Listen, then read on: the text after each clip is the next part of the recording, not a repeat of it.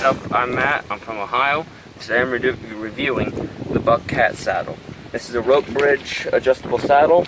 It's a economy one. It's only 200 bucks and includes 2 D-rings, a few attachment loops, and this here nice 2 of these things for ditty bags and other gear bags. Though I'm not entirely sure if these are metal or which type of metal. I'm not sure if these are aluminum or steel D-rings, but I like D-rings. So this here is an adjustable. As I said, it's adjustable. You got these here buckles for your leg loops. Be warned about the leg loops. You're gonna have to adjust them.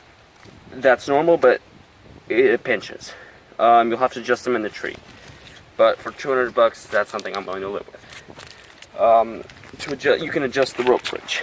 Back here you have buckles as well to adjust the rope bridge, which includes the Dynama rope bridge with aluminum rings. The belt here, it's a simple adjustable one with a tongue and holes, nothing fancy, no buckles. But no Velcro. No, yeah, there's no Velcro either. Good saddle, comfortable, and just remember that this is the pinch point. I've had that happen to me.